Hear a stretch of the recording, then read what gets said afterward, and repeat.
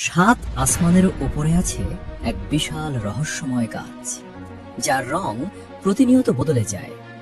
হাতির কানের মতো বিশাল পাতা, আর প্রতিটা ফল যেন বিশাল মটকার মতো।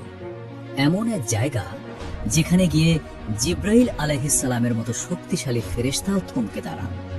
এটাই মহাবিশ্বের শেষ সীমানা, সিদরাতুল মুনতাহা, যার নিচ থেকেই বের হয়েছে নীল নদের আর ফোরাত নদীর মূল উৎস। কি আছে সেই রহস্যময় জগতে, যেখানে নূরের প্রজাপতিরা খেলা করে? আর কেন এখানেই এসে সমস্ত জ্ঞান শেষ হয়ে যায়? জানতে হলে আমাদের সাথে জুড়ে থাকুন। সিদরাতুল মুনতাহা কোনো রূপকথা নয়, কোনো কাল্পনিক গল্প নয়। এটি পবিত্র কুরআন এবং সহিহ হাদিস দ্বারা প্রমাণিত এক জ্বলন্ত সত্য। স্বয়ং আল্লাহ তাআলা পবিত্র কুরআনে এই জায়গার কথা উল্লেখ করেছেন সূরা আন-নজমে। তিনি বলেছেন, নিশ্চয়ই তিনি মুহাম্মদ সাল্লাল্লাহু আলাইহি ওয়াসাল্লাম তাকে জিব্রাইলকে আরেকবার দেখেছিলেন সিদরাতুল মুনতাহার কাছে, যার কাছে অবস্থিত জান্নাতুল মাওয়া। চিন্তা করে দেখুন, এটা এমন এক মাকাম, এমন এক স্টেশন, যেখানে পৌঁছানো কোনো সাধারণ সৃষ্টির পক্ষে সম্ভব নয়। আমরা মনে করি জ্ঞানই হয়তো সবচেয়ে বড় শক্তি, কিন্তু সিদরাতুল মুনতাহা আমাদের আঙুল দিয়ে দেখিয়ে দেয়, না, জ্ঞানেরও শেষ আছে।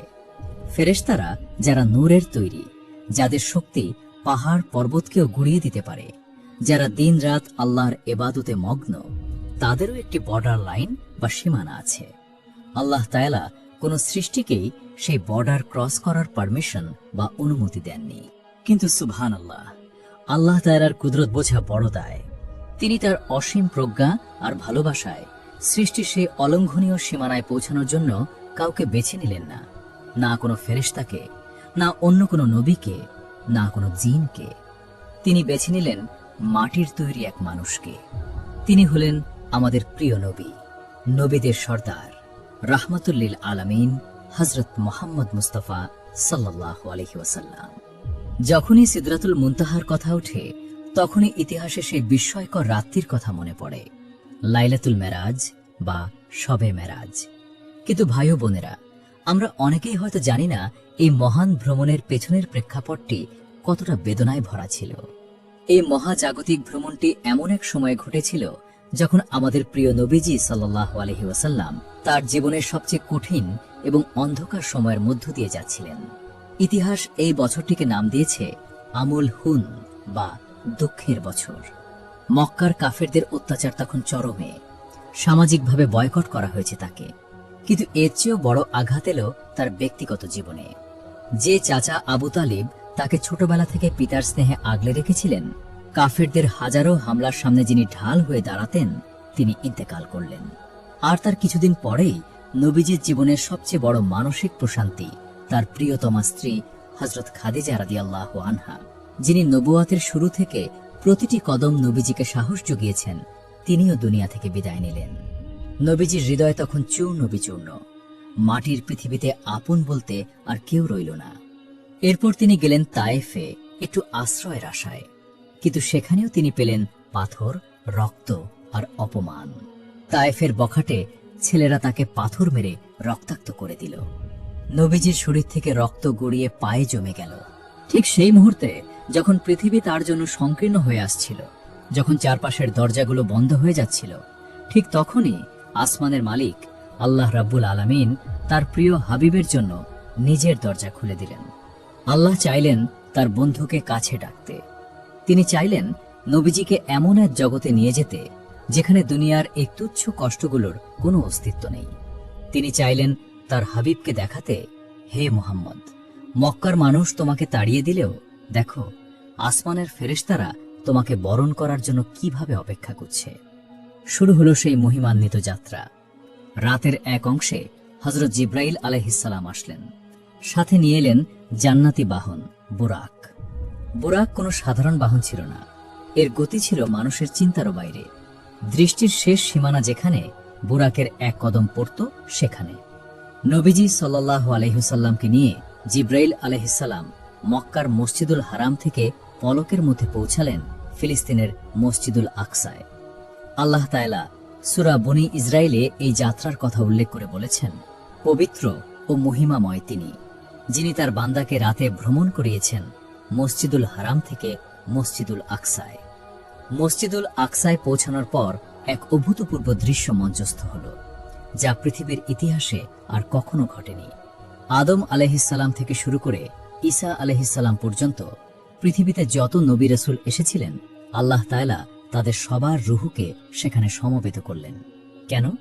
কারণ আজ এমন একজন আসছেন যিনি কেবল শেষ নবী নন, বরং তিনি সৈয়দুল আম্বিয়া, সমস্ত নবীদের নেতা।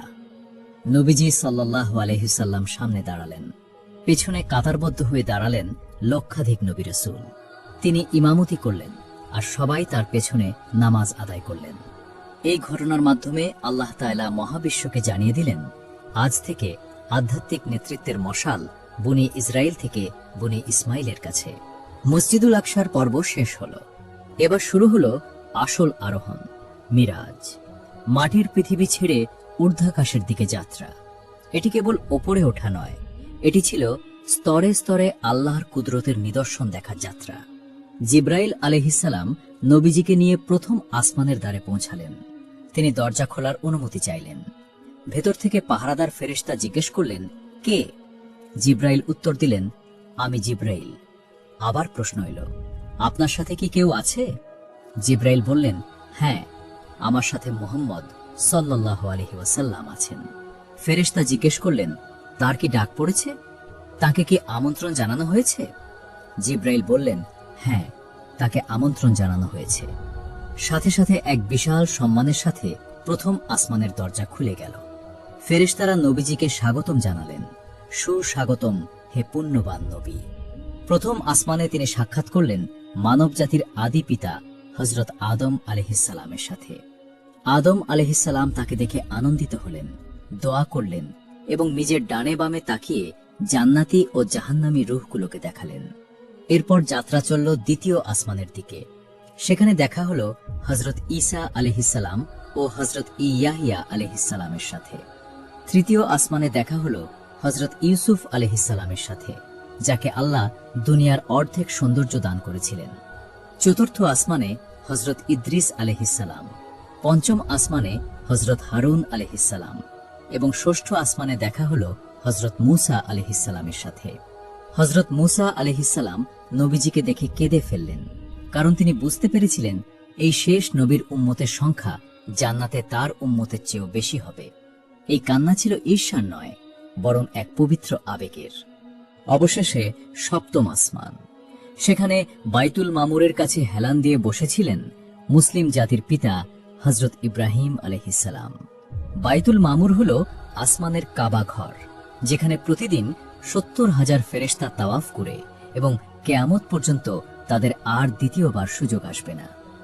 এই ৭টি আসমান পাড়ি দেওয়া, প্রত্যেক আসমানে নবীদের সম্মান জানানো, এগুলো কোনো সাধারণ ঘটনা ছিল না।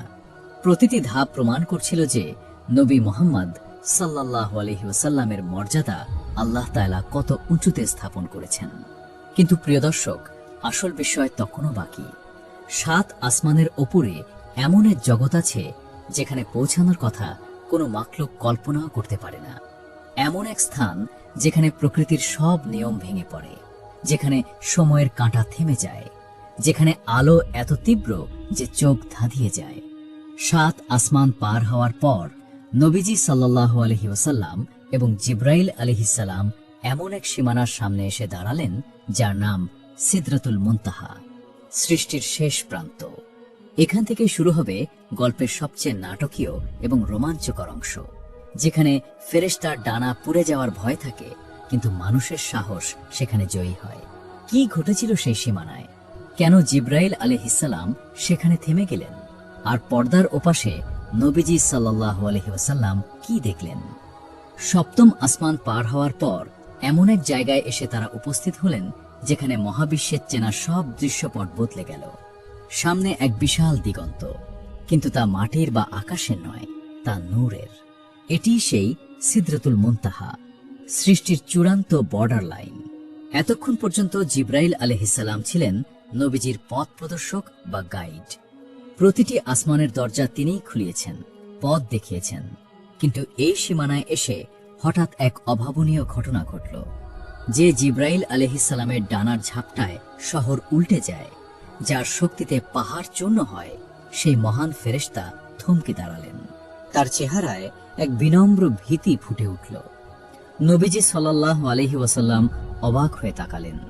তিনি হয়তো ভাবছিলেন, জিব্রাইল কি সামনে যাবেন না? জিব্রাইল আলাইহিসসালাম অত্যন্ত বিনীত কণ্ঠে বললেন, হে আল্লাহর রাসূল সাল্লাল্লাহু আলাইহি ওয়াসাল্লাম, আমার যাত্রা এখানেই শেষ, এটিই আমার সীমানা। নবীজি জিজ্ঞেস করলেন, আপনি কি আমাকে এই অচেনা পথে একা ছেড়ে যাবেন? জিব্রাইল আলাইহিসসালাম কাঁপানো গলায় উত্তর দিলেন, ইয়া রাসূলুল্লাহ, আমি যদি এখান থেকে এক চুল পরিমাণও সামনে অগ্রসর হই, তবে আল্লাহ নূরের তীব্র তাজাল্লিতে আমি পুড়ে ছাই হয়ে যাব। আল্লাহ তাআলা আমাকে এর চেয়ে বেশি সামনে যাওয়ার কুওয়াত বা ক্ষমতা দেননি। প্রিয় দর্শক, একটু গভীরভাবে চিন্তা করুন। এটি কেবল জিব্রাইল আলাইহিসসালামের থেমে যাওয়া নয়, এটি ফেরেশতাদের জগতের সীমাবদ্ধতার ঘোষণা। ফেরেশতারা নূরের তৈরি, তারা আল্লাহর হুকুমের গোলাম, কিন্তু তাদের ক্ষমতার একটা লিমিট আছে, একটা ফিক্সড পয়েন্ট আছে। তারা চাইলেই সেই সীমানা ভাঙতে পারেন না। কিন্তু এখানেই মানব সৃষ্টির শ্রেষ্ঠত্ব বা আশরাফুল মখলুকাত হওয়ার রহস্য লুকিয়ে আছে। যেখানে ফেরেশতাদের সর্দার জিব্রাইল আলাইহিসসালামের ডানা পুড়ে যাওয়ার ভয়, সেখানে আমাদের নবী, মাটির তৈরি মানুষ হযরত মুহাম্মদ সাল্লাল্লাহু আলাইহি সাল্লাম কে আল্লাহ তাআলা ডাক দিচ্ছেন, এসো হে আমার বন্ধু, সামনে এসো। আল্লাহর কুদরত দেখুন। জিব্রাইল আলাইহিসসালাম পেছনে রয়ে গেলেন, আর নবীজি সাল্লাল্লাহু আলাইহি ওয়াসাল্লাম একাই সেই মহাসাগরের মতো বিশাল নূরের জগতের দিকে পা বাড়ালেন। সাথে কেউ নেই, কোনো সঙ্গী নেই, কোনো পাহারাদার নেই, কেবল তিনি এবং তার রবের প্রেম। এই যাত্রা ছিল ভালোবাসার, এই যাত্রা ছিল সমর্পণের। নবীজি সাল্লাল্লাহু আলাইহি ওয়াসাল্লাম যখন সিদরাতুল মুনতাহার কাছে পৌঁছালেন, তিনি এমন এক দৃশ্য দেখলেন যা কোনো মানুষের চোখ আগে দেখেনি, কোনো মানুষের কান শোনেনি এবং কোনো মানুষের হৃদয়ে কখনো কল্পনায় আসেনি।